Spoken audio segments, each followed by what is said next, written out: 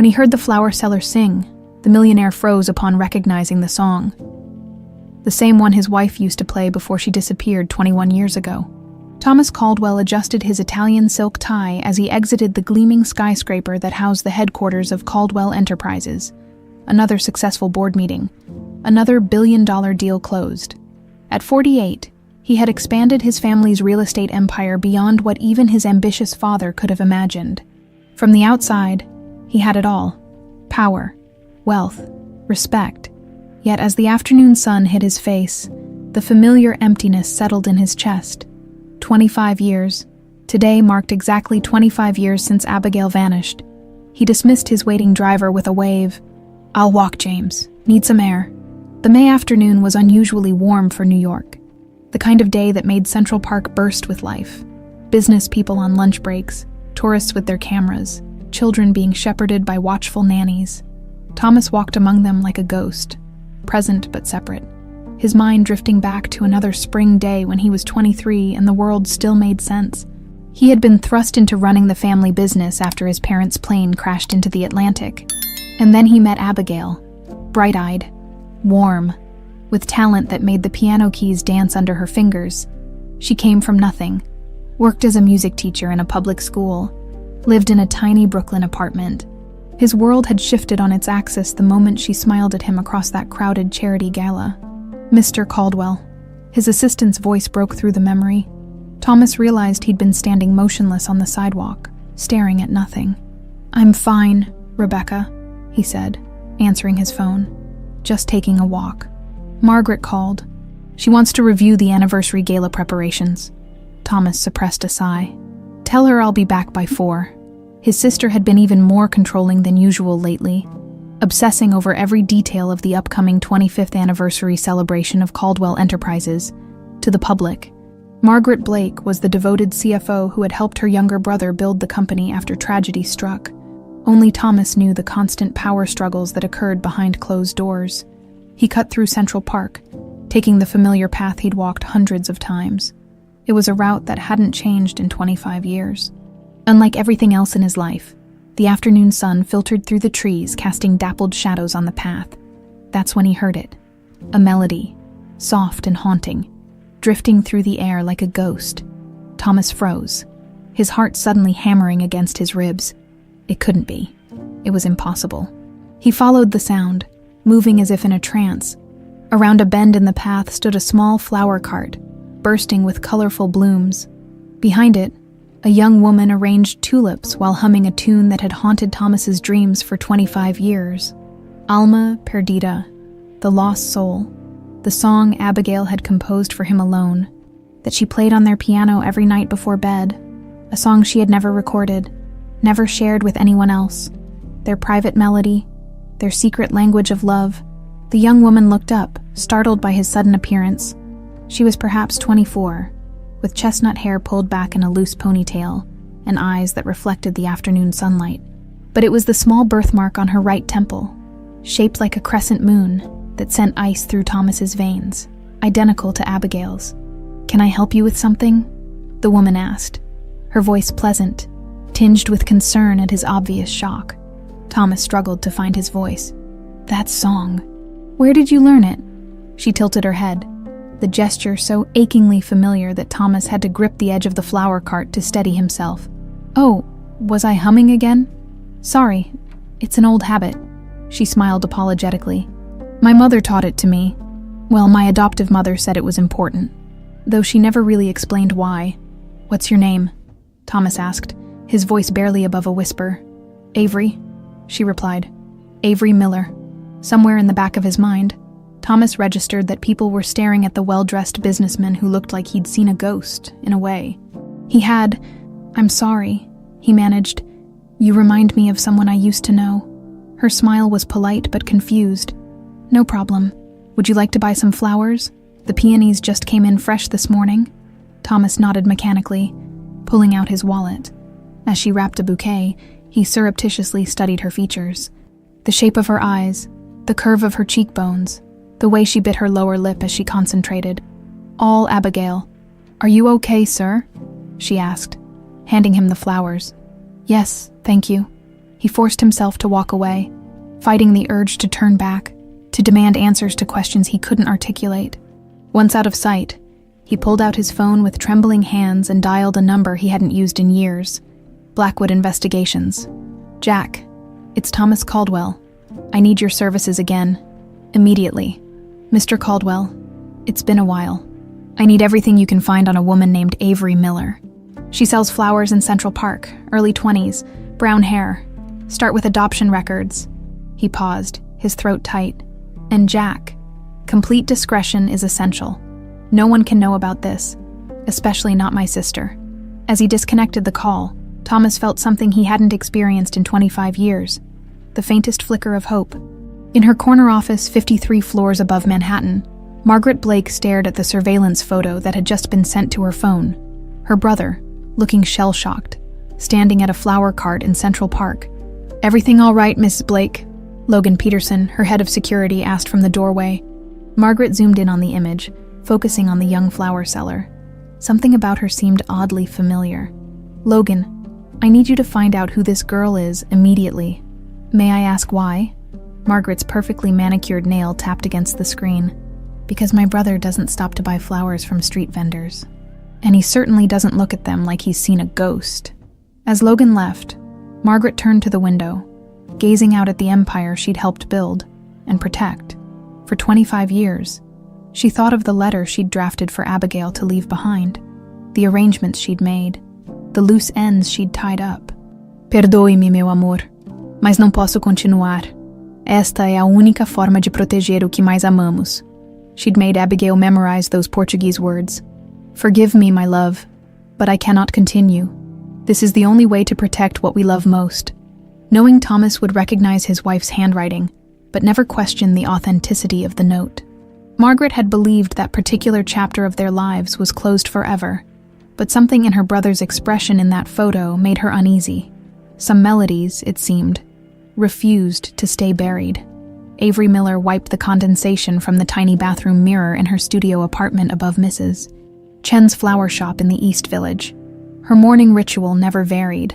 Shower, coffee, arrange her hair in a practical ponytail, all while humming Alma Perdida, the melody that had been her lullaby, her comfort, her constant companion for as long as she could remember.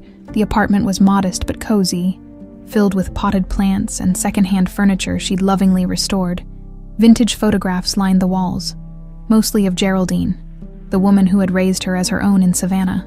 Now, at 78, Geraldine resided in a nursing home in Queens, her mind increasingly clouded by age.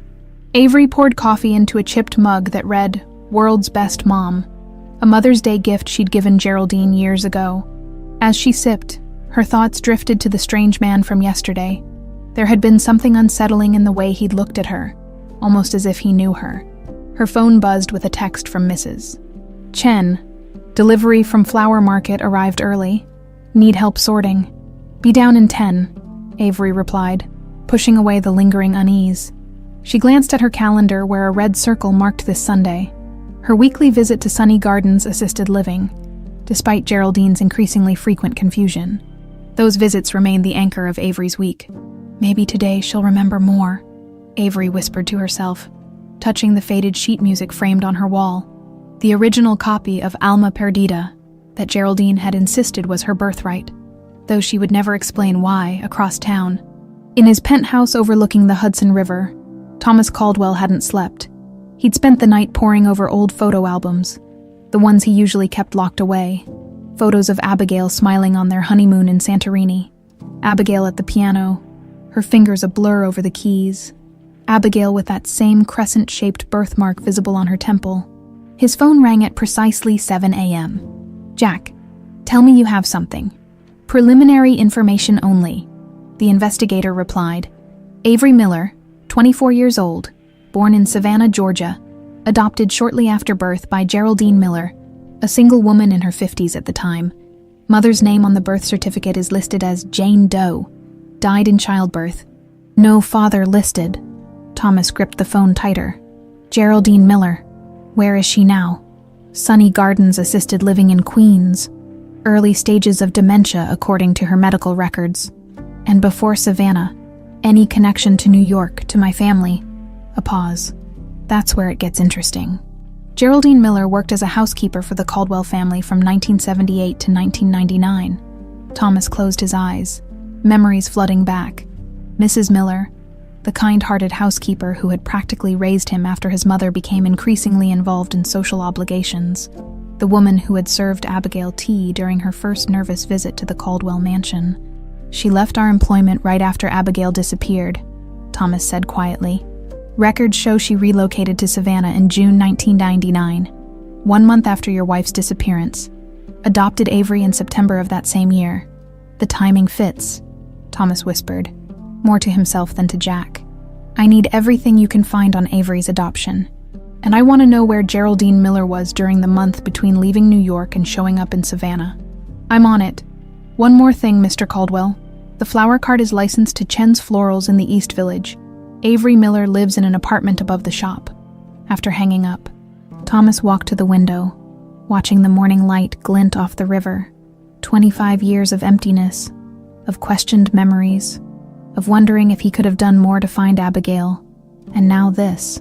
A young woman with Abigail's birthmark, humming Abigail's song, whose adoptive mother had worked in their home. It couldn't be coincidence, yet he feared allowing himself to hope. In her executive suite at Caldwell Tower, Margaret paced in front of floor-to-ceiling windows, iPhone pressed to her ear. I need more than a name, Logan, she snapped. I need to know why my brother is interested in her. Logan Peterson sat in his parked Audi across from Chen's Florals, watching as Avery helped an elderly man select roses. Avery Miller, he reported, works at a flower shop in the East Village, lives above it, 24 years old. Margaret froze. 24? Yes, adopted as an infant in Georgia. Her adoptive mother is Geraldine Miller, Margaret finished, her voice suddenly flat. How did you know? Get back to the office now. Margaret ended the call and sank into her chair. 24 years. The timing couldn't be more damning if Abigail had been pregnant when she disappeared. Margaret unlocked her private safe and removed a thick folder labeled AB 1999. Inside were surveillance photos of Abigail in the weeks before her disappearance, including one of her leaving a doctor's office, hand resting unconsciously on her stomach. Damn you, Geraldine, Margaret whispered. All these years, she'd believed her secret was safe, that the documents Abigail had discovered were destroyed, that the loose ends were tied up. She'd underestimated the old housekeeper's loyalty. And now, just as Caldwell Enterprises approached its most important milestone, the past threatened to unravel everything she'd built. Her intercom buzzed. Ms. Blake, the anniversary gala committee is waiting in conference room A. Margaret took a deep breath, smoothed her Chanel suit, and tucked the folder back into the safe. She had an empire to protect. Avery's flower cart was busy that afternoon. Spring always brought good business, with tourists eager for fresh blooms to brighten their hotel rooms, and locals celebrating the end of another New York winter. As she wrapped lilies for a young man clearly buying an apology bouquet, Avery found herself scanning the park path. Part of her expected the strange man from yesterday to return. There had been something in his eyes, pain, recognition, disbelief, that had haunted her dreams. Avery Miller. She turned to find a different man standing before her. Tall, athletic build, expensive suit that couldn't quite hide his military bearing. His smile was professional, but his eyes were assessing. Yes, James Logan, Caldwell Securities. He handed her a business card. Our CEO was quite impressed with your flowers yesterday. We're planning a large corporate event and would like to discuss having you provide the arrangements. Caldwell. The name triggered a vague memory. As in Caldwell Enterprises. The very same. Perhaps we could meet for coffee to discuss the details. Avery studied the card. Something felt off about this sudden interest from a major corporation. Your boss could have just called the shop, she said carefully. We do corporate events all the time. Logan's smile never wavered. Mr. Caldwell appreciates the personal touch. Shall we say tomorrow around noon? I'll need to check with my boss, Avery replied. Why don't you leave your number and I'll call you? As Logan walked away, Avery felt a chill despite the warm afternoon. She slipped the business card into her pocket, making a mental note to look up Caldwell Enterprises when she got home. Something told her the strange encounter in the park yesterday and this sudden business interest were connected, and somehow, inexplicably, she felt like they were both tied to the melody she couldn't stop humming, the song that had followed her from birth, the music sheet Geraldine had framed and called her true inheritance. As the afternoon shadows lengthened across Central Park, two worlds that had been carefully kept apart for 24 years were slowly, inevitably beginning to collide. The manila folder landed on Thomas's desk with a soft thud. Jack Blackwood, silver-haired and perpetually rumpled despite his expensive suit, settled into the chair opposite Thomas's desk. "Everything I could find on Avery Miller," he said. "Birth records, adoption papers, school transcripts, employment history. Not much there to raise flags. Straight A student.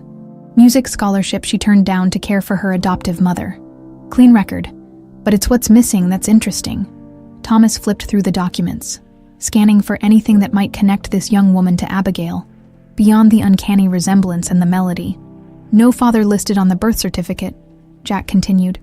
"Mother recorded as Jane Doe, who allegedly died in childbirth at Savannah Memorial. Except I checked their records. No Jane Doe matching that description died there in 1999. No unidentified women died in childbirth in any Georgia hospital that year." Thomas looked up sharply. "You're saying the birth records were falsified?" "Expertly," Jack nodded. "And there's more.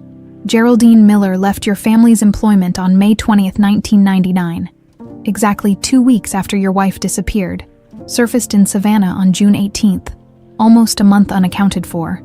And Avery, first official record, is the adoption filing on September 3rd, 1999, birth date listed as August 15th. 1999. Thomas did the mental calculation. If Abigail had been pregnant when she disappeared in early May, that would make sense if... He couldn't bring himself to complete the thought aloud. Jack nodded, understanding. "I also looked into Geraldine's background before working for your family. She was a midwife in rural Pennsylvania. She would have had the knowledge to deliver a baby without hospital assistance." Thomas rose and walked to the window. New York sprawled before him, a city of 8 million secrets. For 25 years, he'd searched for answers about Abigail's disappearance, hired the best investigators, followed every lead. "Why wouldn't she have come to me?" he whispered. "If Abigail was pregnant, why run? Why let me believe she'd left me?" Jack cleared his throat. "There's one more thing. I pulled Geraldine's phone records every Sunday for the past 24 years. She's received a call from a burner phone. The call stopped 6 months ago, right when she was admitted to Sunny Gardens with early-stage dementia." Thomas turned. "Someone's been checking on her, making sure the secret stays buried. That would be my guess." "I need to speak with Geraldine." Jack shook his head. "You might want to move quickly. According to her medical records, her cognitive decline has accelerated in recent months. Sunny Gardens assisted living facility looked more like a small college campus than a nursing home. Manicured lawns, colonial architecture, discreet security, all designed to ease the discomfort of wealthy New Yorkers placing their parents in care." Thomas approached the reception desk, where a young man in scrubs looked up from his computer. "I'm here to see Geraldine Miller. Are you family?" the receptionist asked. "An old friend." Thomas offered his most disarming smile. "Thomas Caldwell. She worked for my family for many years." The receptionist's eyes widened slightly at the name. "Mrs. Miller is in the garden pavilion. Shall I show you the way?" The garden was peaceful, scattered with residents reading or playing chess. In a quiet corner sat an elderly woman in a wheelchair, her white hair neatly styled, her gnarled hands resting on a blanket despite the warm day. "Mrs. Miller," Thomas said softly as he approached. Geraldine looked up, her expression pleasant but vacant. "Hello, dear. Have you brought my sheet music? I need to practice for Avery's lesson." Thomas sat on the bench beside her wheelchair. "It's Thomas Caldwell." For a moment, nothing changed in her expression. Then a flicker of recognition, followed by something Thomas hadn't expected. Fear. "Thomas." Her voice trembled. "Little Tommy, oh, you've grown so much." "Mrs. Miller, I need to ask you about Abigail." The change was immediate. Geraldine's eyes darted around the garden as if searching for eavesdroppers. Her hands clutched the blanket. "Abigail," she whispered. "She played so beautifully the sonata. She played it every night." "Alma perdida," Thomas said carefully. "She wrote it for me. Geraldine's eyes suddenly cleared, fixing on Thomas with unexpected clarity. "You've seen her, haven't you? You've found my Avery." Thomas felt his heart rate spike. "Avery is your adopted daughter. But who is she really, Mrs. Miller? Is she Abigail's child? They said they would hurt her," Geraldine whispered, her voice suddenly stronger. "I couldn't let them hurt the baby. I promised Abigail. I promised I'd keep her safe until—" Geraldine's eyes widened suddenly. Her hand flying to her throat, she made a choking sound, her body stiffening. "Nurse!" Thomas shouted, reaching for the emergency call button clipped to Geraldine's blanket. "We need help here." The next few minutes were chaos. Medical staff rushed in, moved Geraldine to a gurney, whisked her away as her body convulsed. Thomas found himself pushed aside, standing helplessly in the garden as residents stared and murmured, "Sir, are you family?" A doctor approached, clipboard in hand. "No, I'm a friend. Is she all right? She appears to be having a stroke. We're transferring her to Mount Sinai. Are you aware of any family we should contact?" "Her daughter," Thomas said automatically. "Avery Miller." As the doctor hurried away, Thomas stood frozen in place. The fear in Geraldine's eyes when she said, "They said they would hurt her," kept replaying in his mind. Who had threatened Abigail? Who had Geraldine been protecting Avery from all these years? Margaret Blake's office door burst open without a knock. Logan entered, his typical composure visibly shaken. "Geraldine Miller just had a stroke. She's being taken to Mount Sinai." Margaret set down her pen carefully. "And this concerns us how, exactly? Your brother was with her when it happened." Margaret's carefully maintained facade cracked for just a moment. "He found her already." "How?" "Unknown. But hospital records show he's listed as the emergency contact for notification." Margaret rose, smoothing her skirt with practiced precision. "Find out what they discussed. And I want to know the moment she regains consciousness." "If she regains consciousness," Logan hesitated. "There's one more thing. Thomas Caldwell has requested a DNA test. The lab received samples from both him and Avery Miller this morning." Margaret stared out the window, her reflection in the glass betraying nothing of the calculations happening behind her eyes. 25 years of careful planning, of buried evidence, of paid silence, all potentially undone by a stroke of chance in Central Park. "The 25th anniversary gala is in 2 weeks, she said finally. "Nothing can interfere with that. Nothing. What would you like me to do about Avery Miller?" Margaret turned, her eyes cold. "Keep surveillance on her, but do nothing to raise suspicions. If Thomas is already pursuing a DNA test, we need to be extremely careful." After Logan left, Margaret unlocked a hidden panel in her office wall, revealing a safe. From it, she removed a small flash drive and inserted it into her computer. Photos appeared on the screen. Abigail leaving a doctor's office. Abigail arguing with Margaret in the Caldwell library. Abigail hurriedly packing a bag while looking over her shoulder. The final photo showed a pregnant Abigail sitting beside Geraldine on a bus headed south. "You should have stayed disappeared," Margaret whispered to the image of the frightened young woman who had once been her sister-in-law. "Now your daughter will pay the price of your indiscretion." Avery felt it before she saw it. That peculiar prickle at the back of her neck that signaled she was being watched. She'd been feeling it all day, during her morning deliveries, while restocking the flower cart, and now as she locked up the shop. A quick glance over her shoulder revealed nothing unusual on the quiet East Village street, just the normal evening crowd heading to bars and restaurants. Maybe she was being paranoid. The strange business card from the Caldwell securities man had unsettled her more than she cared to admit after researching Caldwell Enterprises online, a multi-billion-dollar real estate empire run by siblings Thomas and Margaret Caldwell. She'd decided against calling the number. Something felt off about the whole situation. Her phone buzzed as she climbed the stairs to her apartment. Unknown number. "Hello. Is this Avery Miller?" A woman's voice, crisp and professional. "Yes, who's calling?" "This is Mount Sinai Hospital. You're listed as the emergency contact for Geraldine Miller. I'm afraid she's been admitted after suffering a stroke." The world tilted sideways. "Is she?" "She's stable but unconscious. The doctors are running tests now. I'll be right there." Avery's hand shook as she gathered her purse and keys. Outside, she hailed a taxi, too distracted to notice the black Audi that pulled away from the curb to follow her. Thomas paced the hospital waiting room, checking his watch for the 10th time. The DNA test results wouldn't be back for days, but in his heart, he already knew the truth. Avery Miller was his daughter, his and Abigail's child, a daughter he never knew existed. The elevator dinged, and a young woman hurried toward the nurse's station. Avery, her face tight with worry. Thomas stepped back, observing from a distance as she spoke urgently with the staff. A nurse pointed toward Geraldine's room, and as Avery turned, she noticed Thomas. Recognition flickered across her face. The strange man from the park. "You," she said, approaching cautiously. "What are you doing here?" "I was visiting Mrs. Miller when she had her stroke," Thomas replied, keeping his voice calm despite his racing heart. "We're old acquaintances. I used to be her employer." Avery's expression shifted from suspicion to confusion. "You're Thomas Caldwell." "Yes. Your security person came to my flower cart yesterday." "Talking about some corporate event?" Thomas frowned. "I didn't send anyone." Their eyes locked, and Thomas could almost see the pieces clicking together in Avery's mind. She had Abigail's intelligence, that same quick way of connecting dots. Then who was he? And why would someone from your company approach me the day after you came to my cart? "I think," Thomas said carefully, "that we have a lot to discuss. But right now, you should see your mother." Avery hesitated, then nodded.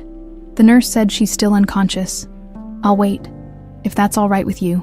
As Avery disappeared into Geraldine's room, Thomas noticed a figure at the end of the hallway. Logan Peterson, his sister's head of security, ostensibly studying a hospital directory. Their eyes met briefly before Logan turned and walked away. Thomas pulled out his phone and dialed Jack. "I need continuous security on Geraldine Miller's hospital room, starting immediately, and I want protection for Avery Miller as well."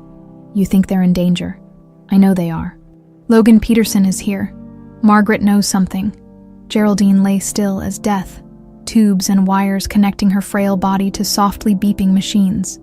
Avery sat beside the bed, holding her adoptive mother's papery hand.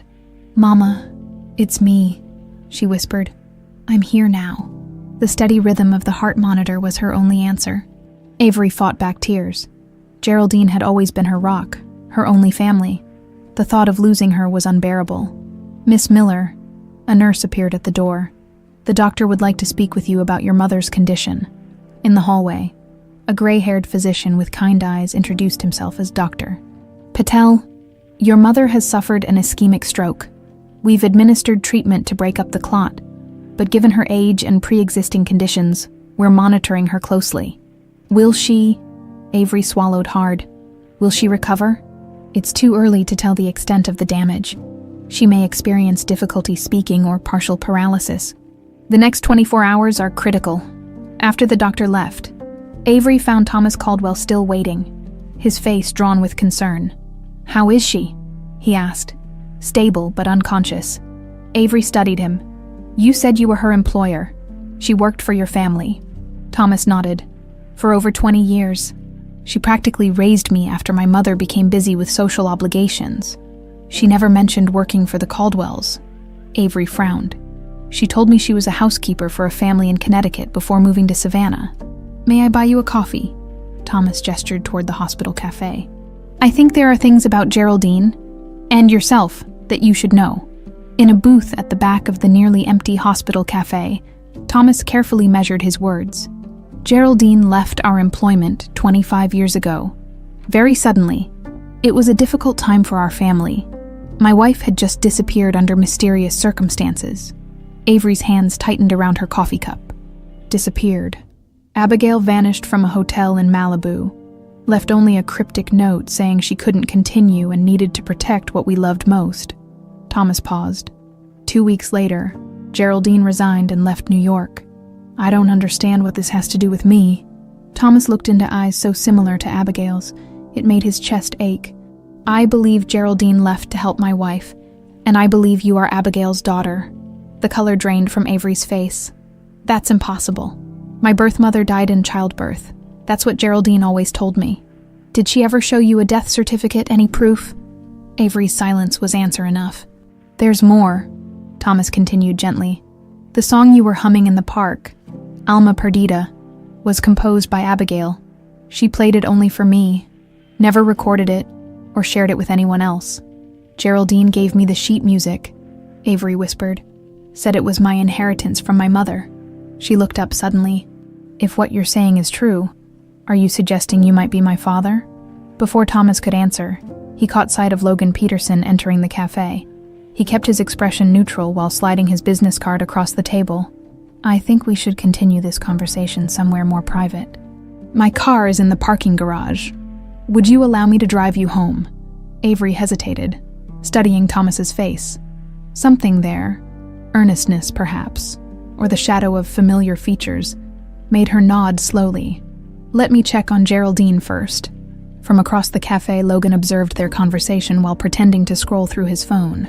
When they rose to leave, he sent a quick text. Target leaving with TC, following. In her office, Margaret read the message with growing alarm. The DNA test, Thomas meeting with Avery, Geraldine's stroke. Events were moving too quickly, spiraling beyond her control. She opened her desk drawer and removed a small, leather-bound journal, Abigail's diary, which she'd taken from her sister-in-law's belongings after staging her disappearance. The pages that would have incriminated Margaret had been carefully removed and destroyed, but she'd kept the rest as insurance. Now it might prove useful in another way. Margaret dialed Logan's number. Don't let them get too close. It's time to implement contingency measures. Which ones? His voice was carefully neutral. All of them. And Logan, remember what's at stake here. For both of us. As she hung up, Margaret turned to the New York skyline, to the empire she'd helped build on a foundation of buried secrets. In 2 weeks, Caldwell Enterprises would celebrate its 25th anniversary, a quarter-century of unparalleled success following the tragic disappearance of Thomas's unstable young wife and the convenient death of her parents in what the world believed was an accident. She wouldn't let a flower seller and an old woman's stroke destroy everything she'd built. Thomas's driver maintained a respectful silence as the town car navigated through Manhattan traffic. In the back seat, Avery sat with her hands folded tightly in her lap, stealing occasional glances at the man beside her, the man who might be her father. I arranged for private nurses to stay with Geraldine, Thomas said, breaking the silence. She'll have round-the-clock care. Why would you do that for someone you haven't seen in 25 years? Because she was kind to me during a difficult childhood. And because, he hesitated, if what I suspect is true, she's protected my daughter her entire life. The word daughter hung in the air between them. I've authorized a DNA test, Thomas continued. With your permission, of course. Avery's laugh held no humor. You already have my DNA, don't you? That's why you bought flowers from me. The paper I touched. Maybe a hair caught in the wrapping. Thomas looked impressed. You have your mother's perception. Which mother? The question came out sharper than Avery intended. The car pulled up outside a brick townhouse on the Upper East Side, not Avery's apartment. This is my home, Thomas explained. I thought we might talk somewhere private. Your apartment might be watched. By whom? The same people who sent a security officer to your flower cart. Inside, the townhouse was elegant, but surprisingly understated. No ostentatious displays of wealth, just quality furnishings and original artwork. Thomas led her to a study lined with books. Would you like something to drink? Coffee? Something stronger? Just answers, Avery replied. Thomas nodded and pressed a button on his desk phone. Rebecca, bring the package from my safe. Please. While they waited, Avery studied a framed photograph on the desk. A young Thomas with a beautiful dark-haired woman at a piano. Is this her, Abigail? Thomas's expression softened. Yes, that was taken about a month before she disappeared. In this very room, actually. The piano is still here. He gestured to a baby grand in the corner of the study. Its polished surface gleaming in the soft light. A knock at the door announced Thomas's assistant, who handed him a sealed envelope before discreetly withdrawing. Thomas opened it and removed a file. These are the adoption papers, Jack. My investigator. Found. Your birth certificate lists your mother as Jane Doe, who allegedly died in childbirth at Savannah Memorial Hospital. Except there's no record of any Jane Doe dying in childbirth at that hospital, or any hospital in Georgia, during that period. Avery felt the ground shifting beneath her feet. That doesn't prove anything. No, Thomas agreed. But this might. He opened the file further and showed her a photocopy of an employee record. Geraldine Miller, employed by the Caldwell family from 1978 to 1999, she left exactly 2 weeks after Abigail disappeared. Coincidence. And this, Thomas handed her a sheet of music, the original score of Alma Perdita in elegant handwriting. Compare it to your copy. Avery's hands trembled as she recognized the identical notation to the framed sheet music in her apartment. She could have copied it. Abigail never shared this with anyone but me. She played it only in private. Thomas leaned forward. Avery, you have her birthmark. You hum her song. You were born exactly when a child conceived before her disappearance would have been born. Avery stood abruptly, pacing the room. If what you're saying is true, if Abigail was my birth mother and she was your wife, why did she leave you? Why did Geraldine never tell me? Before Thomas could answer, his phone rang. He glanced at the screen. It's the hospital, excuse me, as Thomas stepped out to take the call, too. Avery was drawn to the piano. She ran her fingers lightly over the keys, feeling an inexplicable connection to the instrument. Without thinking, she began to play Alma Perdita, the melody flowing from her fingers as naturally as breathing. She didn't notice Thomas return until the final notes faded. You play exactly like her, he said softly. That was her piano. Avery withdrew her hands as if burned. What did the hospital say? Geraldine is awake. She's asking for you. Thomas hesitated. And she left something for you with her nurse. They're sending it over by courier. As if on cue, the doorbell rang. Thomas's assistant appeared moments later with a weathered package wrapped in oilcloth and sealed with wax. It's addressed to you, Thomas said, handing it to Avery. Avery broke the seal with trembling fingers. Inside was a leather-bound journal and a sealed envelope with "For Avery, when it's time," written in Geraldine's flowing script. She always told me there would come a day when I'd need to know everything, Avery whispered. I guess she decided that day is today. She opened the envelope first and unfolded a letter written in the same careful hand. My dearest Avery, if you're reading this, it means I can no longer protect you as I promised your mother I would. It means Thomas Caldwell has found you, as we always feared he might.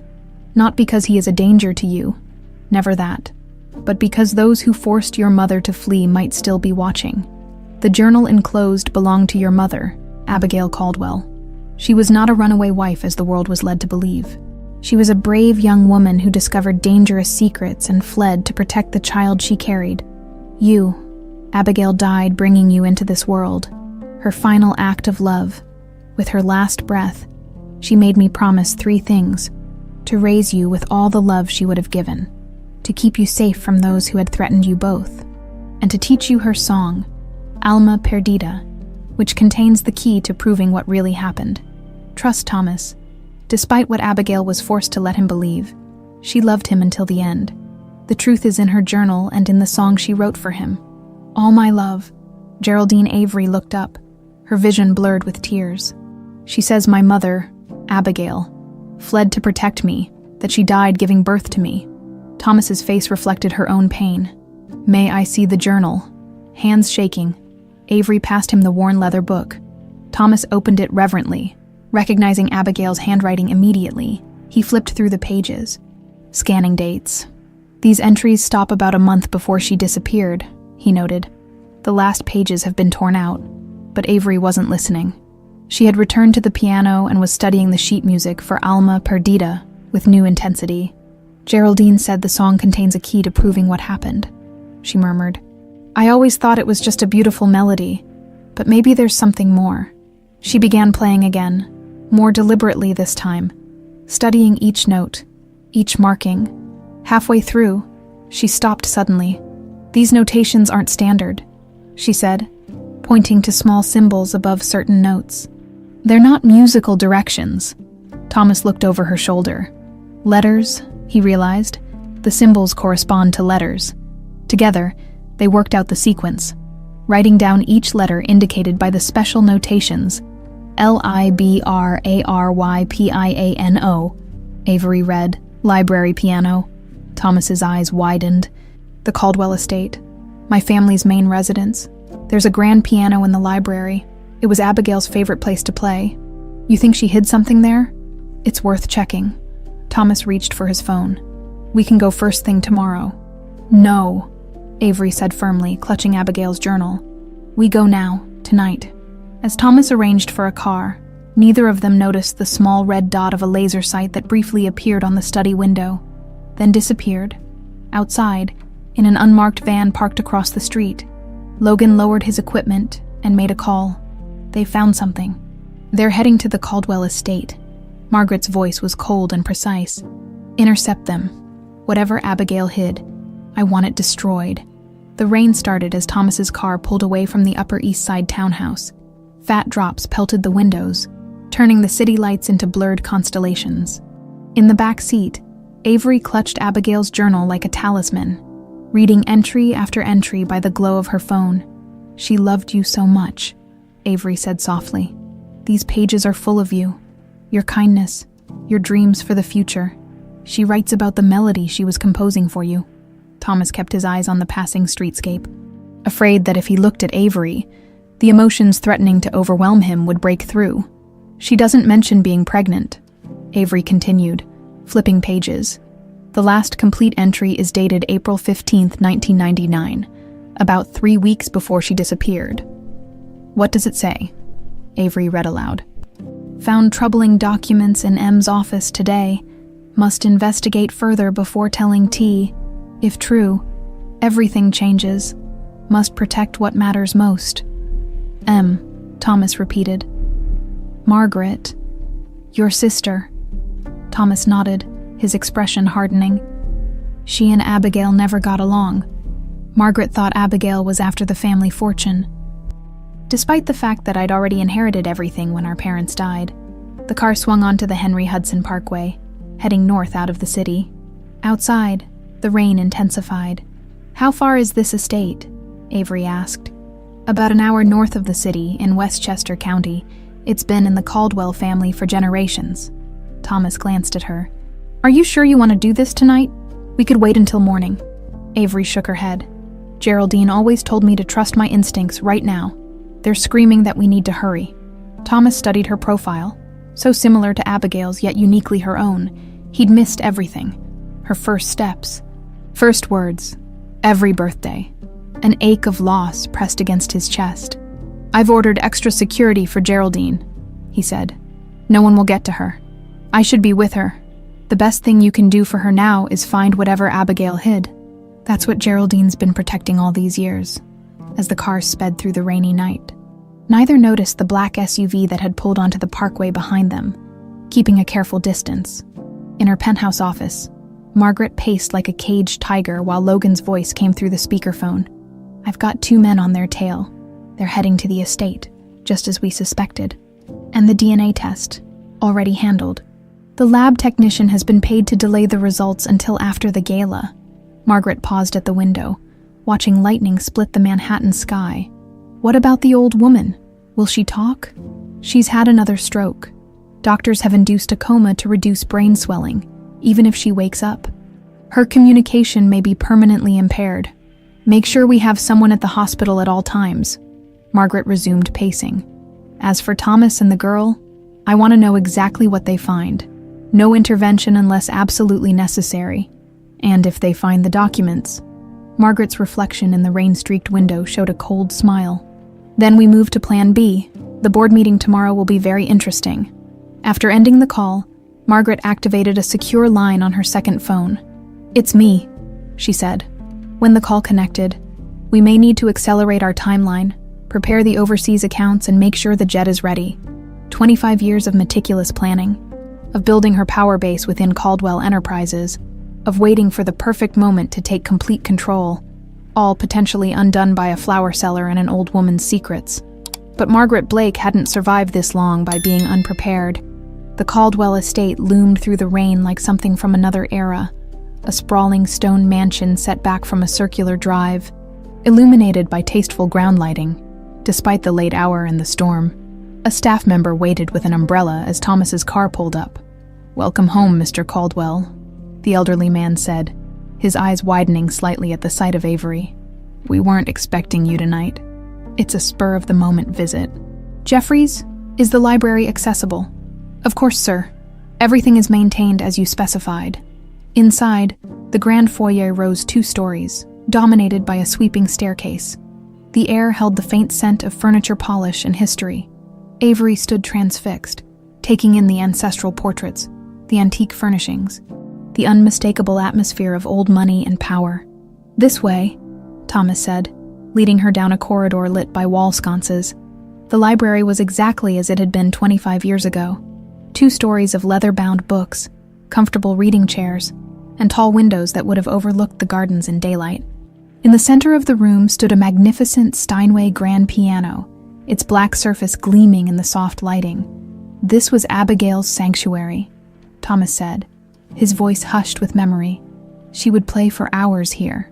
Avery approached the piano reverently, running her fingers along its edge. "If she hid something, where would it be?" Thomas circled the instrument, examining it carefully. Most pianos have a compartment in the bench for storing sheet music, but that would be too obvious. Avery lifted the piano lid, propping it open to examine the interior. The song mentioned the piano specifically. "The answer has to be here." Together, they inspected every inch of the instrument. Under the keyboard cover, inside the bench, beneath the pedals, nothing. "Wait," Avery said suddenly, studying the sheet music for Alma Perdita again. "There's something else here." These circled notes form a pattern. She sat at the piano and played the circled notes in sequence, creating a simple 5-note phrase.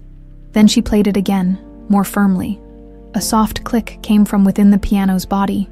Thomas knelt and examined the base of the instrument, where a small panel had popped open. Inside was a sealed manila envelope. "She built a secret compartment triggered by the correct musical sequence," he whispered in awe. "Brilliant." With trembling hands, he withdrew the envelope and opened it. Inside were several documents, financial statements showing systematic embezzlement from Caldwell Enterprises to offshore accounts, photographs of Margaret meeting with known criminals, and most damning, a detailed confession signed by Logan Peterson, admitting his role in sabotaging the private plane that had killed Thomas's parents. "Your parents' death wasn't an accident," Avery said, reading over Thomas's shoulder. "Your sister had them killed." Thomas's face had gone ashen, and Abigail discovered it. That's why she ran. Margaret must have threatened her when she found out what Abigail knew. A voice from the library doorway froze them both. "Very good, little brother. Always the quick one." Margaret stood in the entrance, immaculately dressed despite the late hour, a pistol held casually in her gloved hand. Behind her loomed Logan Peterson. "I must say, I'd hoped Abigail's little time capsule would remain undiscovered," Margaret continued, stepping into the room. "But perhaps it's fitting that everything comes to light on the eve of our 25th anniversary.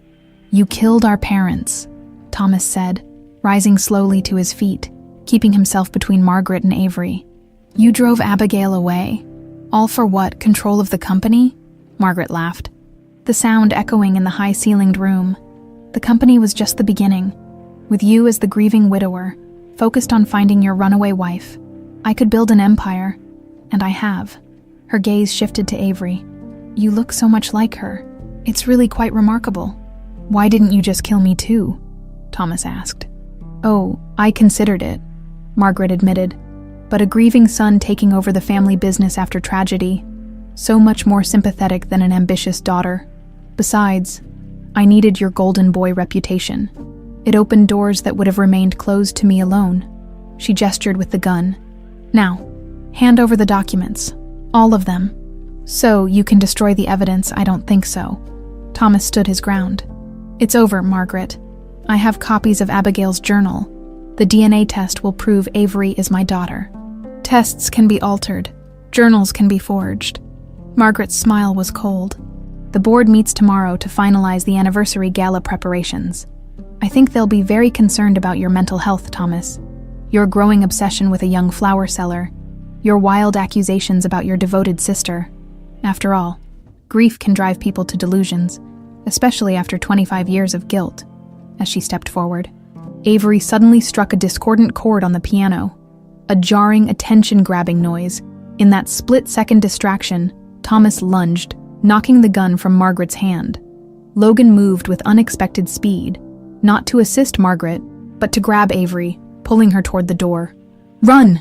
he hissed in her ear. "She'll kill you both." Avery clutched the documents and Abigail's journal as Logan shoved her into the corridor. Behind them, the sounds of struggle echoed from the library. "Why are you helping me?" Avery demanded as Logan pushed her toward a side exit. "Because I'm tired of the blood on my hands." His face was grim in the dim light.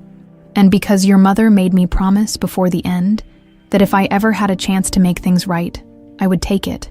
"You knew my mother," Avery gasped as Logan pulled her through the darkened corridor, rain lashing against the windows of the Caldwell estate. "Later," Logan hissed, glancing over his shoulder. "Margaret has more security on the grounds. We need to get you somewhere safe." A crash echoed from the library. Logan cursed under his breath and quickened their pace, leading Avery through a maze of hallways until they reached a small door half hidden behind a tapestry. "Servant's passage," he explained. He, yanking it open, "leads to the garage." The narrow staircase spiraled downward, lit only by emergency exit signs casting an eerie red glow. Avery clutched Abigail's journal and the evidence against her chest as they descended. "What about Thomas?" she asked, breathless. "He can handle himself. It's you Margaret wants eliminated." They emerged into a cavernous garage, housing a collection of luxury vehicles. Logan moved to a nondescript sedan rather than one of the showpieces. "Staff car," he explained, unlocking it with a key from his pocket. "Less conspicuous." As they slid into the vehicle, Avery suddenly grabbed Logan's arm. "Wait. You said my mother made you promise. You were there when she died." Logan's face was partially shadowed, but Avery could see the muscle in his jaw tighten.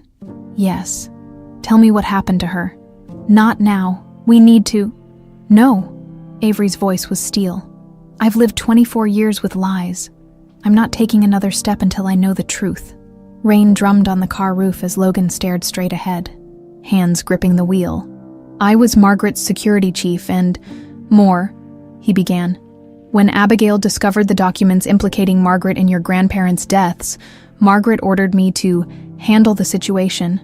I followed Abigail to her doctor's appointment, where I overheard that she was pregnant." Logan started the car, easing toward the garage exit as he continued. "I reported back to Margaret, who decided that a pregnant Abigail was an even greater threat. She planned to stage an accident, make it look like suicide driven by postpartum depression." The car emerged onto a rain-slicked service road that wound around the estate grounds. But Geraldine discovered the plan and warned Abigail. They fled together. I tracked them to Savannah. But by then, he paused. By then, I'd begun to question everything. Years of doing Margaret's dirty work, the deaths I'd caused or facilitated. When I found Abigail, she was 8 months pregnant and terrified. "So you let her go?" Avery asked. "No." Logan's voice dropped. "I confronted her, told her she needed to disappear permanently, change her identity. She went into labor during our conversation. Stress. The doctor later said there were complications. Before she died, she made me promise that if I ever had the chance to make amends, to protect her child, I would take it." He turned to meet Avery's gaze briefly. "I've been waiting 24 years to keep that promise." The rain began to ease as they drove away from the estate, the mansion's lights receding in the rearview mirror. "Why help Margaret all these years if you felt guilty? She had evidence of my involvement in your grandparents' deaths. And more recently, she's been threatening someone else, someone I can't allow her to hurt." Avery's phone buzzed. A text from an unknown number. "It's Thomas," Margaret subdued. "Meeting you at the place we discussed. Bring everything." She showed Logan the message. His expression darkened. "Thomas doesn't have your number." "Does he?" Avery shook her head. "It's a trap. Margaret's people are tracking your phone." Logan pulled over abruptly, took Avery's phone, and tossed it out the window into a roadside ditch. "We need to disappear until the board meeting." "What board meeting?" "Tomorrow at 9 a.m., the Caldwell Enterprises board meets to finalize the anniversary gala plans. If we can present the evidence there, with Thomas backing us up, it ends Margaret's reign immediately. And if we can't," Logan's expression was grim, "then Margaret declares Thomas mentally unstable, takes complete control of the company, and you and I disappear permanently." Thomas Caldwell pressed a handkerchief to his bleeding lip as Jeffries, the elderly butler, helped him to his feet. "Sir, shall I call the police?" "No." Thomas shook his head. wincing at the stab of pain. "Where's my sister?" "Ms. Blake left in great haste, sir, and the young lady departed with Mr. Peterson." Thomas's heart sank. Had Logan taken Avery to Margaret, or was something else happening? "Bring me my phone, Jeffries, and have security sweep the grounds." In his pocket, Thomas found the note Logan had slipped him during the brief scuffle, taking her to safety. "Trust no one. Board meeting tomorrow. Bring DNA results." As Jeffries returned with his phone, Thomas dialed Jack Blackwood. "Jack, I need an expedited DNA test. Emergency priority." "Already working on it," the investigator replied. "The lab owes me a favor, should have preliminary results by morning. Have them sent directly to my phone, and Jack, find out everything you can about Margaret's activities in the last 24 hours. Financial movements, travel arrangements, everything." After ending the call, Thomas returned to the library and sat at Abigail's piano. His fingers brushed the keys gently, finding the melody of Alma Perdita without conscious thought. 25 years of believing Abigail had abandoned him, had chosen to leave without explanation. Now he knew she'd fled to protect their unborn child, had died bringing their daughter into the world. The pain was almost unbearable, yet beneath it lay a fierce determination. He would not fail Abigail again. He would not lose their daughter. Thomas opened the piano lid and examined the interior mechanism more carefully, looking for any other hidden compartments Abigail might have created. The 5-note sequence that had revealed the documents. It was elegant, but somehow felt incomplete. He took out the sheet music for Alma Perdita and spread it on the piano rack, studying it with fresh eyes. The circled notes that formed the unlocking sequence were obvious now. But there were other markings, small dashes under certain notes, patterns that seemed deliberate. Thomas played these marked notes in sequence, listening intently. Another click came from inside the piano, this time from the opposite side. A second hidden compartment contained a small thumb drive labeled simply Plan B. Thomas slipped it into his pocket just as his phone rang. "Thomas, it's Rebecca. The hospital called. Geraldine Miller is awake and asking for you." Avery and Logan had switched vehicles twice before arriving at a modest cabin in the Catskills, a property Logan claimed wasn't connected to either himself or the Caldwells. "Burner phones," he said, handing Avery a basic flip phone. "Mine's programmed as number 1 on speed dial. Use it only if absolutely necessary." Avery sat at a rough wooden table, spreading out the documents they'd recovered from the piano, while Logan secured the perimeter of the cabin. "These bank statements show systematic embezzlement," she said when he returned. "And these photos, Margaret meeting with known criminals. Evidence that would put her away for decades." Logan agreed. "But only if we can present it to the right people. Margaret has law enforcement contacts who would happily make evidence disappear. That's why we need the board meeting," Avery realized. "Public exposure where she can't control the situation." She picked up Abigail's journal again, flipping through the pages she'd now read multiple times. "There's something we're missing. Geraldine's letter said Alma Perdita contains the key to proving what really happened. We found the documents, but they don't explain everything."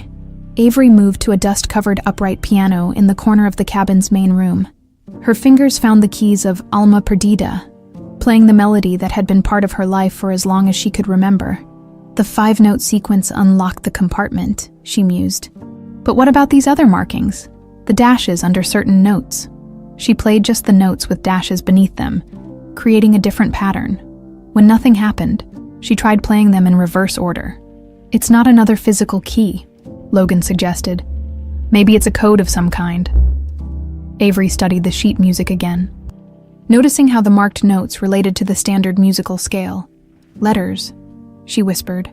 "If A is the first letter, B is the second, and so on." Working rapidly, she transcribed the sequence of marked notes into letters.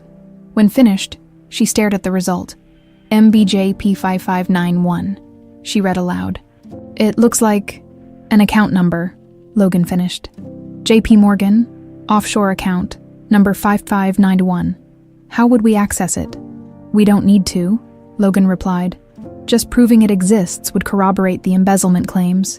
And if this is what I think it is, it's the account Margaret used to funnel money after your grandparents' deaths." Avery traced her finger over the handwritten music, marveling at Abigail's ingenuity. She hid everything in plain sight, in a melody so personal that only Thomas would recognize its importance. "Your mother was remarkable," Logan said quietly. She knew she might not survive to tell her story, so she left breadcrumbs for those who would listen closely enough. As the night deepened around the isolated cabin, Avery continued studying the journal and sheet music, searching for any other hidden messages Abigail might have left behind. In less than 12 hours, they would face Margaret at the board meeting, a confrontation 25 years in the making. She only hoped Thomas would be there to finally hear the complete melody Abigail had composed for him, a song of love, warning, and ultimately, justice. The hospital corridor was eerily quiet at 3 a.m. Thomas nodded to the private security guard he'd stationed outside Geraldine's room before quietly entering.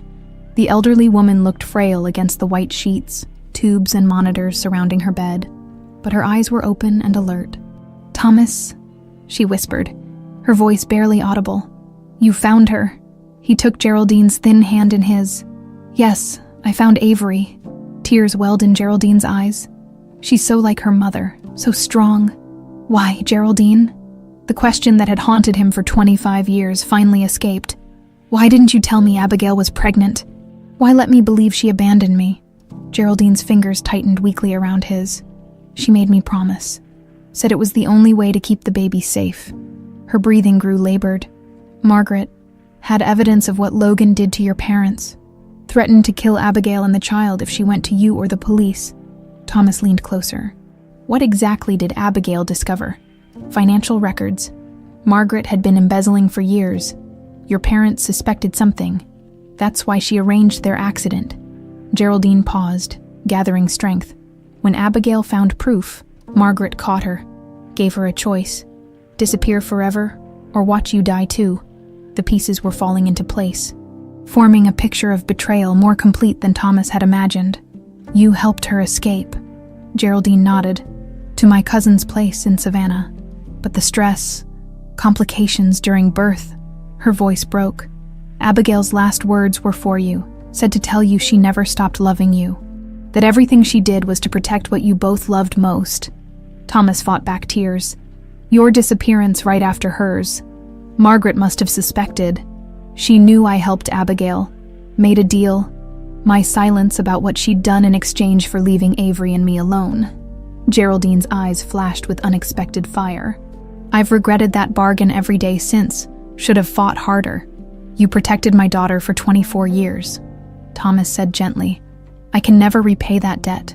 Geraldine's gaze grew distant. "The music. Did you solve it?" Abigail encoded everything. "We found the documents in the piano, and Avery discovered an account number hidden in the notation." "Not everything," Geraldine whispered. "There's more, hidden in plain sight." Her eyes drifted closed, fatigue overtaking her. Thomas waited, but Geraldine had fallen back asleep, the monitors showing her vital signs stable but weak. He brushed a strand of white hair from her forehead, then quietly left the room. In the corridor, his phone vibrated. An email from Jack Blackwood contained 2 attachments: the preliminary DNA results and a comprehensive report on Margaret's recent activities. The DNA results confirmed what he already knew in his heart. Avery was his daughter, a 99,998% match. The second document showed Margaret had been busy. Large funds transferred to offshore accounts, a private jet scheduled for tomorrow evening with a flight plan to a non-extradition country, and communications with board members scheduling individual meetings before the full board gathering. She was preparing her exit strategy while simultaneously shoring up support for her final move against him. As Thomas headed for the elevator, his phone rang again. An unknown number. "Mr. Caldwell, this is Dr. Shaw from the lab, about those DNA results. I just received them. Thank you for the expedited processing." "Sir, that's why I'm calling. We haven't released the results yet. We're still processing the samples." Thomas stopped walking. "Then what did I just receive?" "I can't say, sir, but they didn't come from us. We won't have official results until tomorrow afternoon at the earliest." After ending the call, Thomas stared at the email from Jack again. The formatting looked right. The language sounded like Jack. But the sender address had subtle differences from Jack's actual email. Differences he'd missed in his exhaustion. Margaret was one step ahead, feeding him false information, likely tracking his movements through the doctored file he'd opened. Thomas deleted the email and removed the battery from his phone. Whatever game Margaret was playing, he wouldn't make it easy for her. As dawn broke over the Catskills, Avery stood on the cabin's small porch, clutching a mug of coffee against the morning chill. She'd spent most of the night studying Abigail's journal and the sheet music. Searching for any other hidden messages, Logan emerged from the cabin, his own coffee in hand. Sleep at all? Avery shook her head. Too much to process. We should leave soon. The board meeting is at 9. Logan, Avery said carefully, you mentioned Margaret was threatening someone else. Someone you needed to protect. Who? He stared into his coffee. My daughter. She doesn't know about me. Her mother and I. It was complicated. Margaret discovered her existence last year. That's why you've stayed loyal all these years. Loyalty had nothing to do with it. Logan replied bitterly. Fear, guilt, self-preservation, yes, but never loyalty. Avery studied him. You were Abigail's friend, weren't you, before all this? A flicker of surprise crossed Logan's face. How did you know? There's a photo in the journal, partially torn, but it shows 3 people on a boat. Thomas, Abigail, and another man whose face is mostly missing. But the handwriting on the back says, Summer with T and L. Logan's expression softened with memory. Cape Cod, summer of 98, before Margaret got her hooks into me completely. He looked away. I was Thomas's friend first, actually. College roommates. Introduced him to Abigail at a charity concert. And then betrayed them both. Yes. The simple admission hung in the morning air. Avery turned to face him fully. I need to know I can trust you today. Not just for my sake, but for Thomas's. You can't, Logan said bluntly. Not completely. I've done unforgivable things. But today, our interests align perfectly, bringing down Margaret before she destroys more lives. Inside the cabin, the burner phone rang. Logan answered, his expression growing more intense as he listened. It's Thomas, he said, handing Avery the phone. He's been to see Geraldine. Avery. Thomas's voice sounded tired but determined. Where are you? Safe. Logan has a cabin. Don't tell me. Thomas interrupted. Margaret's monitoring communications. I've been getting false information. Doctored DNA results. She's setting something up. Avery's heart raced. We're planning to come to the board meeting. We have the documents, plus an offshore account number Abigail hid in the sheet music. Good, but be careful. Geraldine said there's more hidden in plain sight that we haven't found yet. In the music. She didn't specify, just that it was hidden in plain sight.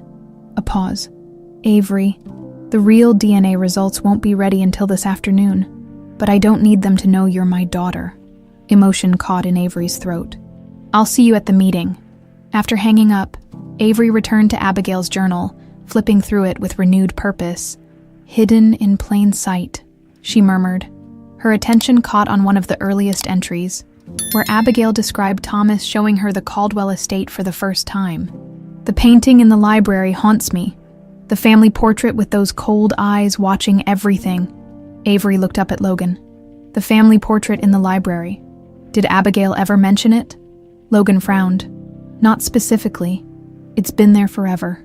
Thomas's parents, grandparents, the whole dynasty. We need to look at that painting before the board meeting. Margaret Blake surveyed the array of screens in her private security office beneath the Caldwell Tower. One showed Thomas entering his penthouse. Another displayed the empty cabin where Logan's GPS had been stationary for hours. A third showed the boardroom being prepared for the morning meeting. Everything was proceeding according to plan. The board members had received her evidence of Thomas's deteriorating mental health, carefully selected footage of his apparent obsession with a young flower seller, his erratic behavior at the estate, his late-night hospital visit to a dementia patient. By noon, Thomas would be removed as CEO, placed on medical leave pending psychological evaluation. By evening, Margaret would be on a private jet to Dubai, her decades of financial manipulation untraceable thanks to the shell companies she'd established. As for Avery Miller, well, accidents happened all the time to people who stuck their noses where they didn't belong. Margaret checked her watch. 2 hours until the board meeting. Time to put the final pieces in place. She picked up her phone and dialed. Is everything ready at the estate? Yes. Ma'am? Came the reply. The painting has been replaced with the duplicate. No one will notice the difference. Margaret smiled coldly. Perfect. What Thomas and Avery didn't realize was that the Caldwell family portrait in the library contained more than just a record of dynasty. Hidden in the background, details was the original document establishing the Caldwell Trust, with terms that Margaret had strategically altered in all other copies. If they discovered the portrait's secret, they might unravel her final deception. But Margaret had spent 25 years covering her tracks. She wouldn't start making mistakes now. First light was breaking over the Caldwell estate as Thomas's car crunched up the gravel driveway. He'd changed into a fresh suit, his posture erect and determined despite the bruise darkening his jaw. The grand house stood silent, the staff not yet stirring in the early morning hours. Using his private key, Thomas entered through a side door and made his way to the library. He needed to examine the family portrait before the board meeting, to find whatever Geraldine had hinted was hidden in plain sight. The Caldwell family portrait dominated the library's east wall, an imposing oil painting from the 1950s showing Thomas's grandparents seated, flanked by their children, including Thomas's father as a young man. The background depicted the library itself, creating a recursive effect that had fascinated Thomas as a child. Now he studied it with new eyes, searching for anything unusual. The painting appeared exactly as he remembered it. The stern patriarch, the dutiful wife, the rigid children. Wait. Thomas stepped closer, examining the bookshelf visible in the painting's background. Among the leather-bound volumes was a distinctive red book with gold lettering, the Caldwell Trust. Founding documents. He glanced at the actual bookshelf behind him, finding the same red volume exactly where it appeared in the painting. With trembling hands, Thomas retrieved the book. Inside were the original trust documents establishing Caldwell Enterprises, including a clause he'd never seen before. In the event of suspected malfeasance by any trustee, all assets revert to the eldest male heir until an independent audit is completed. The implications staggered him. If Thomas formally accused Margaret of embezzlement, control of the entire company would automatically revert to him during the investigation. No board vote required. His phone vibrated with a text from an unknown number. Estate compromised. Meet at tower before board meeting. L. Thomas replaced the book, photographed the relevant pages with his phone, and left as quietly as he had arrived. Margaret had always been meticulous, but she'd overlooked something crucial. The family trust was structured to survive precisely the kind of betrayal she had engineered. The painting's been replaced, Logan said grimly, meeting Avery and Thomas in the private elevator to the Caldwell Towers boardroom.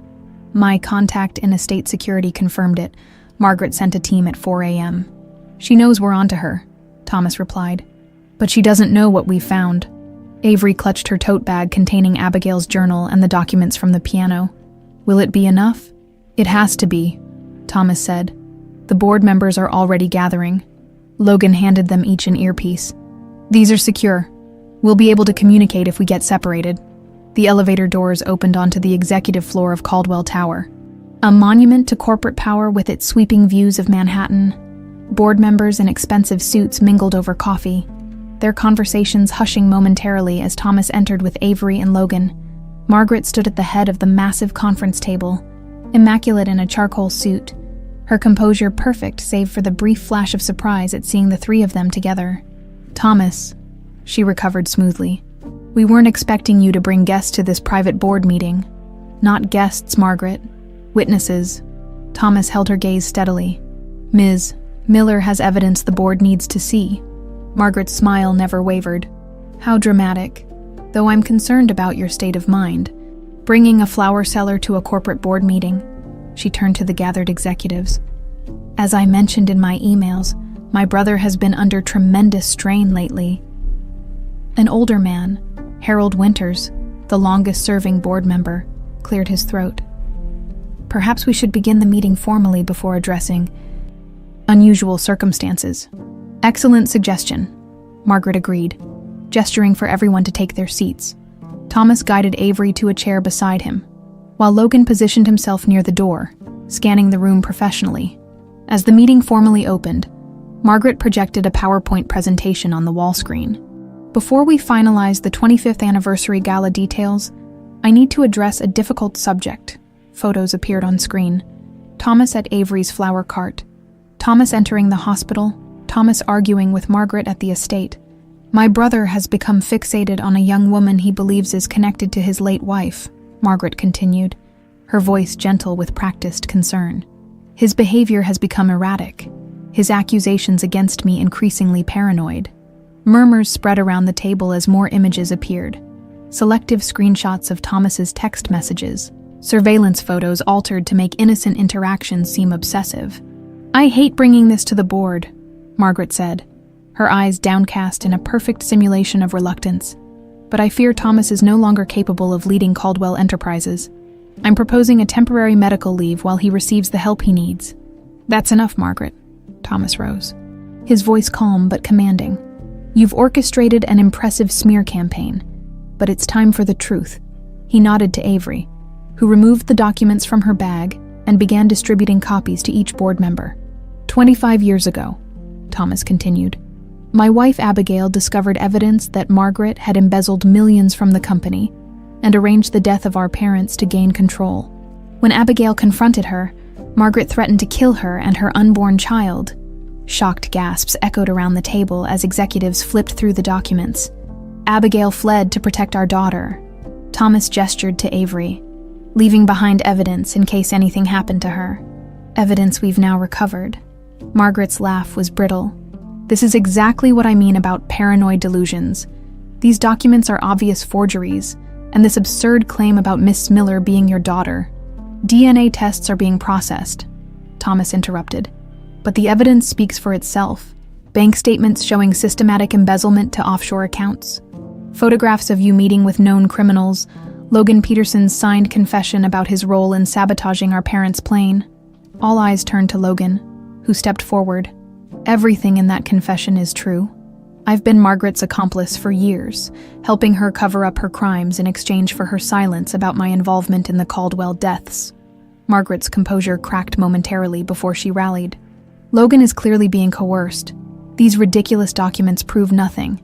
And even if Thomas genuinely believes this fantasy, it only confirms my concerns about his mental state. Harold Winters studied the financial statements with a frown. These account numbers, they match transfers I questioned years ago. You told me they were approved real estate acquisitions. They were, Margaret insisted. Thomas is manipulating past transactions to build this absurd narrative. Thomas laid his final card on the table, displaying the trust document on the screen. The Caldwell Family Trust contains a specific clause. When a trustee is accused of malfeasance, control reverts automatically to the eldest male heir during investigation. That's why you replaced the painting at the estate, Margaret. You knew it showed the original trust book that contained this clause. For the first time, real fear flashed across Margaret's face. That document is outdated. It's the founding trust, Thomas countered. Never amended, never revoked. The boardroom doors suddenly burst open as security personnel entered, followed by 2 FBI agents. What is the meaning of this? Margaret demanded, regaining her imperious tone. Margaret Blake, one agent said, stepping forward. We have a warrant for your arrest on charges of embezzlement, conspiracy, and accessory to murder. This is absurd, Margaret's voice rose. You have no authority to interrupt a private board meeting. These so-called documents are fabrications created by my mentally unstable brother. Actually, the agent replied, we've been investigating Caldwell Enterprises for months based on financial irregularities flagged by banking algorithms. Mr. Peterson approached us yesterday with corroborating evidence and a full confession. Logan met Margaret's betrayed stare evenly. I made a promise to Abigail before she died. Today I'm finally keeping it. As the agents moved toward Margaret, she reached into her jacket. Security personnel tensed, but she merely withdrew a small remote control. How disappointingly predictable, she said, suddenly calm. Did you really think I wouldn't have contingency plans? She pressed a button on the remote. Immediately, the building's fire alarms activated, sprinklers drenching the boardroom as emergency strobe lights flashed in the ensuing chaos. Board members scrambling for exits, security shouting instructions. Margaret slipped through a private door behind the presentation screen. She's heading for the helipad, Logan shouted over the alarms. It's her evacuation plan. Thomas grabbed Avery's hand. Stay with me. They pushed through the confusion, following Logan toward the emergency stairwell that led to the roof. Behind them, FBI agents were in pursuit, but hampered by the crowds evacuating the building as they burst onto the rooftop, rain pelting their faces. The helicopter's engines were already whining to life, Margaret climbing aboard. "Stop!" Thomas shouted against the wind and rotor noise. Margaret paused in the helicopter doorway, her expression cold as she raised a gun. "You were always too trusting, little brother," she called. "Too willing to see the good in people. That was your weakness. And yours was underestimating Abigail," Thomas replied. "She outsmarted you from beyond the grave." For a moment, something like regret crossed Margaret's face. Then she fired. Not at Thomas, but at Avery. Logan moved with unexpected speed. Shoving Avery aside and taking the bullet in his shoulder, he fell to the rooftop as FBI agents stormed through the door, weapons drawn. "FBI, drop your weapon." Margaret's eyes met Thomas's one final time, not with hatred or even fear, but with a strange, empty resignation. Then she slammed the helicopter door shut as the aircraft lurched upward. They watched as the helicopter rose into the rain-lashed sky, banking sharply toward the Hudson River. No one said a word as it disappeared into the clouds. 30 seconds later, the sound of the explosion reached them. A dull, distant thud that seemed to reverberate through the steel and concrete beneath their feet. "She had it rigged!" Logan gasped, clutching his bleeding shoulder as Avery pressed her jacket against the wound. "Dead man's switch. If she couldn't escape, no one would." As paramedics rushed to attend to Logan, Thomas put his arm around Avery's shoulders.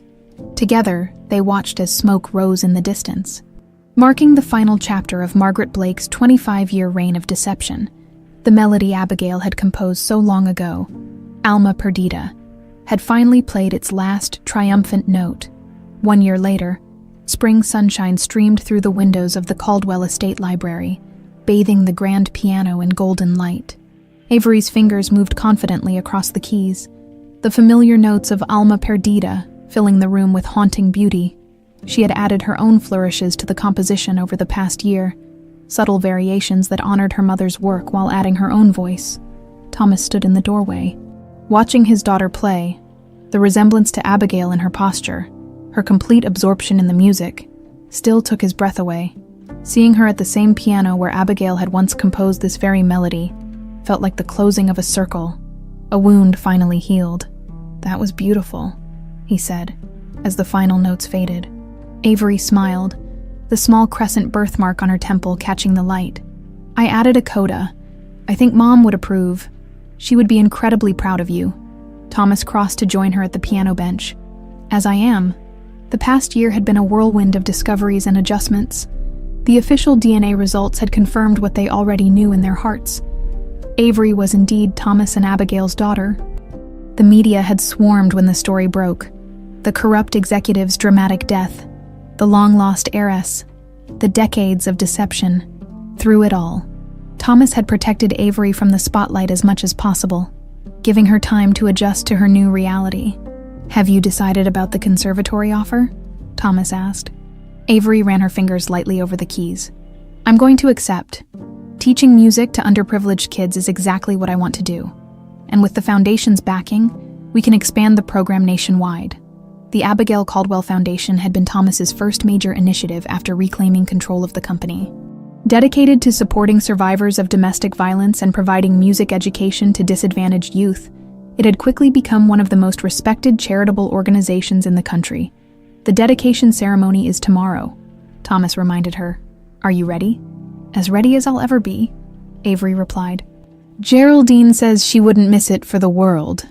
Geraldine Miller had made a remarkable recovery over the past year, though she still used a wheelchair, and her speech remained slightly impaired.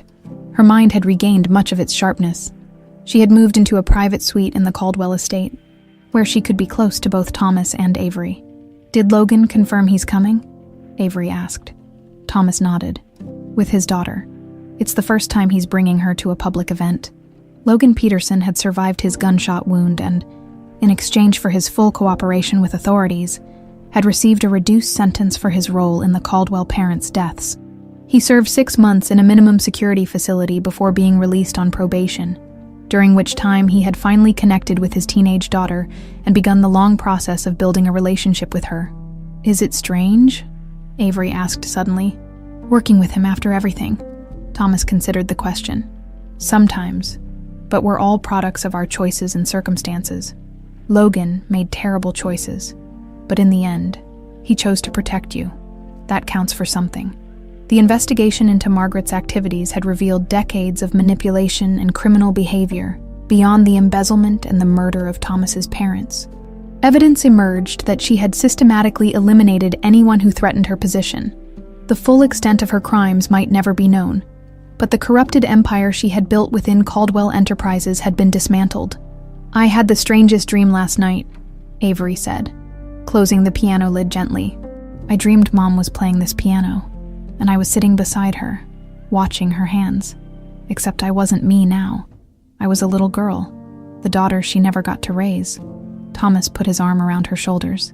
"She's been with you all along, in the music, in the way Geraldine raised you, in the birthmark you share, in the talent that flows through your fingers." Avery leaned against him, accepting the embrace. Though their relationship had begun in trauma and revelation, over the past year they had carefully built a foundation of trust and understanding.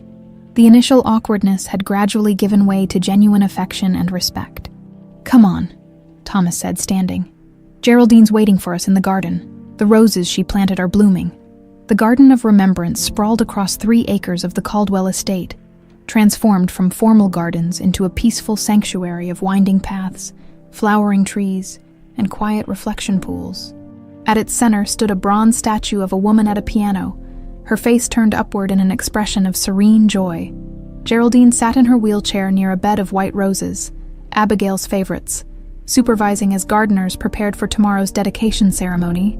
Despite her physical limitations, she remained a commanding presence, directing operations with the same efficiency she had once brought to running the Caldwell household.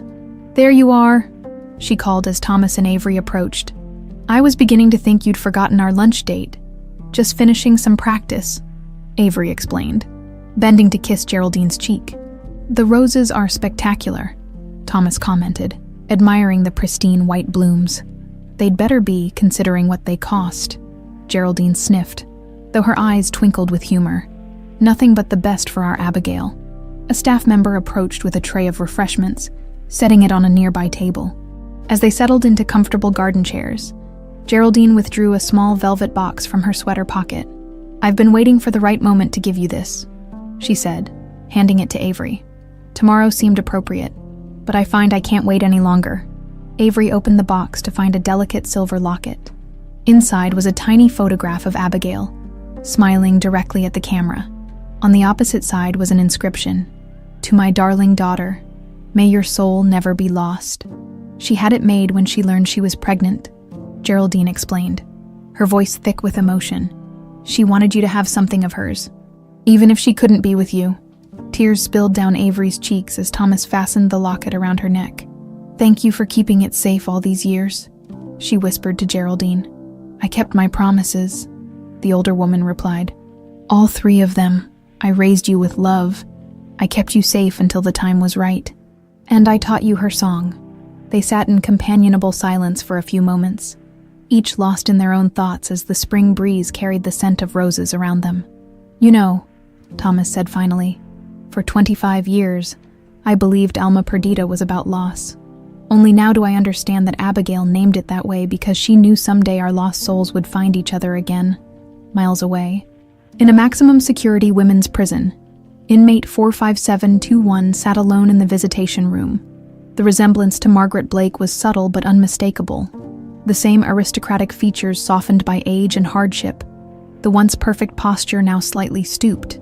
The visitor's door opened, and a guard ushered in a young man in his early 20s. Impeccably dressed, his eyes cold with calculation that belied his youth.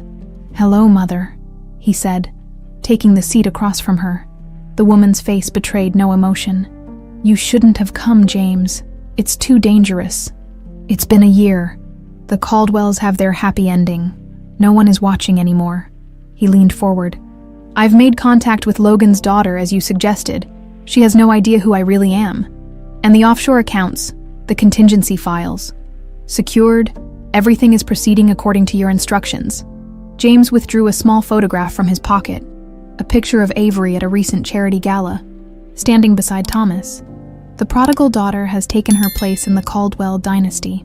The woman studied the photo with an unreadable expression. She looks so much like her mother. Does that bother you? A thin smile curved her lips. On the contrary, it makes what comes next all the more poetic. She handed the photo back, her prison-issue bracelet catching the fluorescent light, though the name on it read, Ellen Cooper. The woman who had once been Margaret Blake's most loyal assistant had carried her secrets and her plans forward. Patience, James, she cautioned, seeing the eager glint in the young man's eyes. The Caldwells have had their year of happiness. Let them enjoy their dedication ceremony, their foundation, their reunion. Our time will come. The way you planned it all along, James agreed, standing as the guard signaled the end of visiting hours. As he left, Ellen Cooper, the woman who had switched identities with Margaret Blake just before the helicopter flight, fingered the small locket hidden beneath her prison uniform.